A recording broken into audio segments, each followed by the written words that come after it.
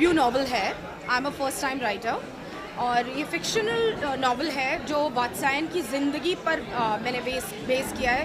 वात्सायन जिन्होंने कामासूत्र लिखा है और कामासूत्र 2000 साल पहले लिखी गई थी, मगर जो आज बहुत ही सबसे ज़्यादा गूगल्ड वर्ड है, मगर वात्सायन के बारे में लोग नहीं जानते।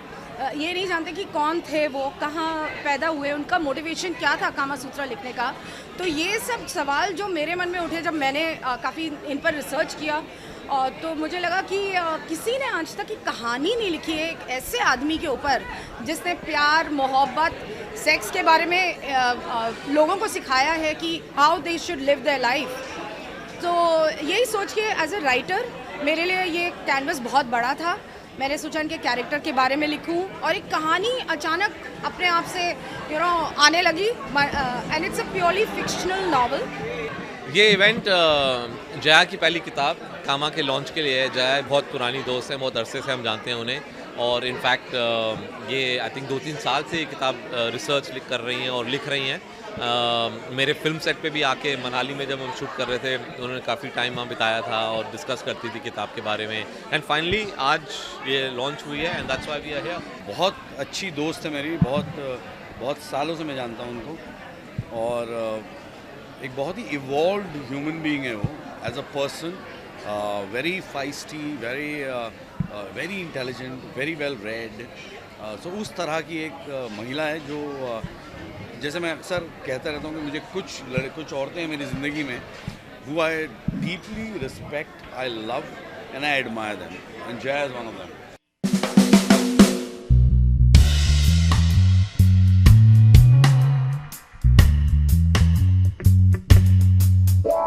Saying that, जो किताब थी आई थिंक जब जया लिख रही थी तो उसके पहले जब उसने कुछ चैप्टर्स ख़त्म किए थे तो मुझे मेरे लिए भेजा था कि अर्शद पढ़ के देखो तुमको क्या लगता है, and I read it and I found it very bold.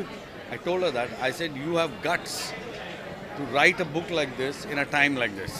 You know, because I think हम लोग एक ऐसे दौर से गुजर रहे हैं और उसने इतनी bold किताब लिखी है, and it is so interesting. The book is brilliantly written, very enticing, and the moment you read it, being an actor, I read it and I said यार इसकी फिल्म बननी चाहिए, जो मेरे ख्याल से बन रही है.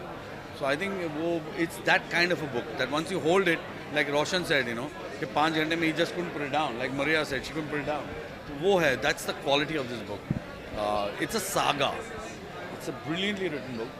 वात्सायन जो है वो एक हिजड़े का बेटा है मेरी किताब में, जिसको उस हिजड़े रमन्ना ने अडॉप्ट किया है, और कैसे वो उसको पाल पोस के गांव-गांव दौड़ के, बिकॉज उस समय ऐसे था कि अगर तुम हिजड़े के बेटे हो तो हम तुम्हें हिजड़ा बना देंगे।